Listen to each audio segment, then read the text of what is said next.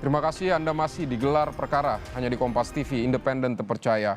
Saudara, dalam sidang perkara perintangan penyidikan pembunuhan Yosua, jaksa penuntut umum menolak seluruh nota pembelaan para terdakwa.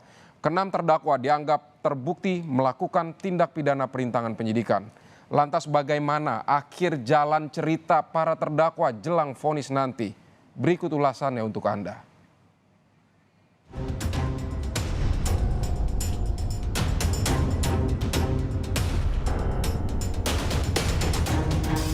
Yang mana secara umum diketahui bahwa seorang Brigadir Rizky Rijal Wibowo notabene merupakan bawah yang jauh pangkatnya di bawah Verdi Sambo yang merupakan pejabat utama Polri berpangkat Inspektur Jenderal Polisi Bintang 2 berani menolak perintah permintaan yang disampaikan langsung oleh Verdi Sambo untuk menembak korban Nofriansah Yosua Huta Barat, apalagi terdakwa Agus Nurpatria yang berpangkat Komisaris Besar Polisi.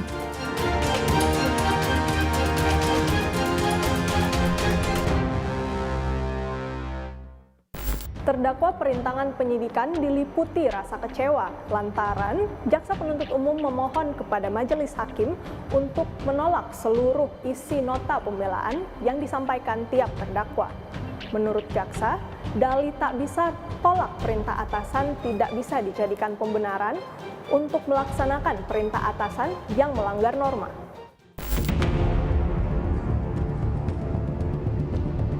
Mantan Wakaden Bebiro Paminal Propam Polri Arief Rahman Arifin jadi terdakwa pertama yang menjalani agenda sidang replik Senin lalu. Dalam uraian jaksa, tindakan Arief yang merusak laptop berisi rekaman CCTV telah memenuhi unsur pidana meski tindakan tersebut dilakukan atas perintah atasannya. Menurut jaksa, Arief tetap melaksanakan perintah Sambo meskipun perintah tersebut salah. Di mana isi petikan putusan sidang komisi tersebut menyatakan bahwa terdakwa Arief Rahman Arifin pada saat Wakadan B Biro Paminal di Propam Polri tidak menjalankan tugas wewenang dan tanggung jawab secara profesional dan prosedural sebagai bawahan tidak menolak perintah atasan yang bertentangan norma hukum, telah melakukan pemufakatan KEP atau tindak pidana. Setelah Arief, jaksa kemudian menanggapi nota pembelaan Agus Nurpatria yang disampaikan oleh kuasa hukumnya.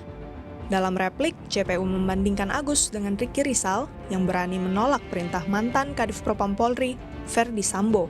JPU mengaku heran karena Agus yang dulunya berpangkat kombes dan tidak berhadapan langsung dengan Sambo, malah tidak berani menolak perintah mantan Kadif Propam Polri tersebut.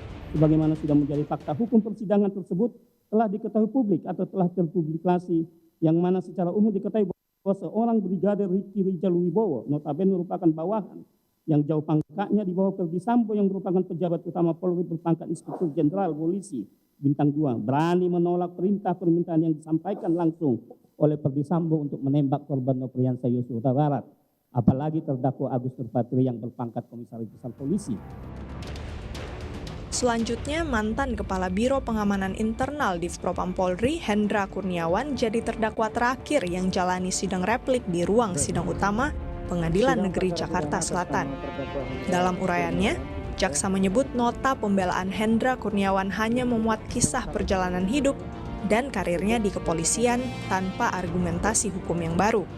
Atas pembelaan tersebut, JPU menolak untuk menanggapi pledoi Hendra. Pada pokoknya terdakwa dalam pembelaannya sebanyak 4 lembar tersebut hanya memuat tentang kisah perjalanan hidup dan karir terdakwa di kepolisian yang hampir selama lebih kurang 27 tahun, mulai dari Akpol pada tahun 1995 hingga menjadi Karopaminal.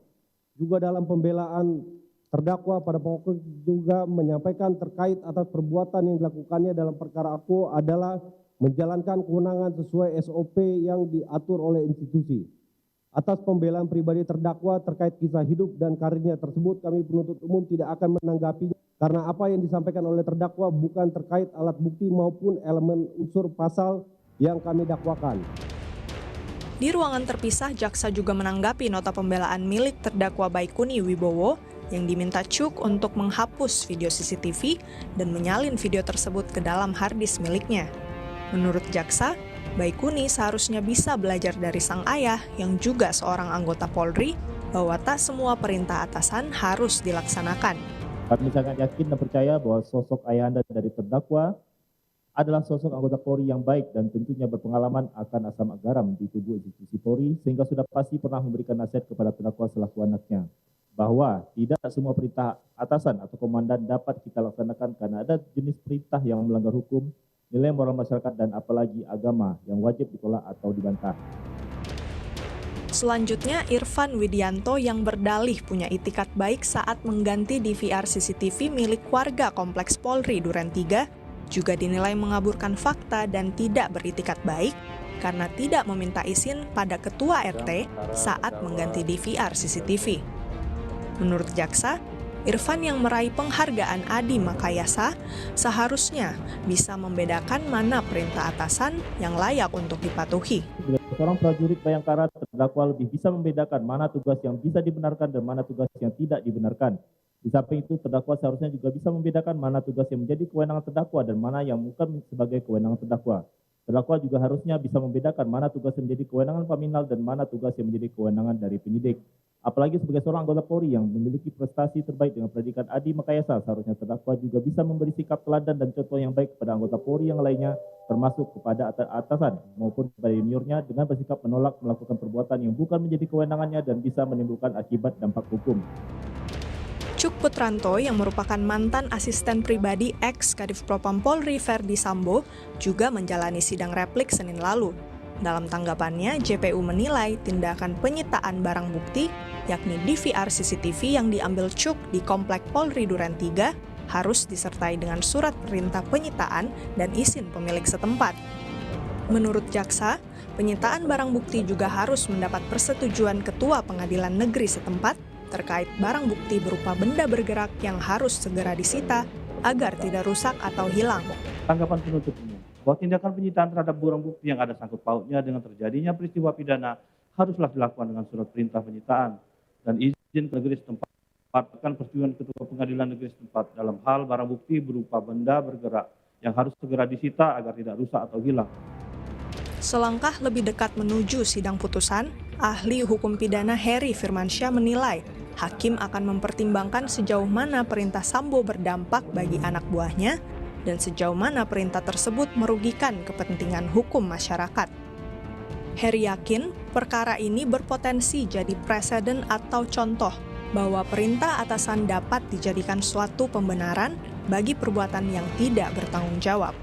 Karena bahwa dalam KUHP itu membaca dalam konstruksi pasal 51 KUHP tidak hanya perintah atasan yang sah, tapi juga ada perintah atasan yang tidak sah yang tentunya ini dikatakan bertentangan dengan hukum.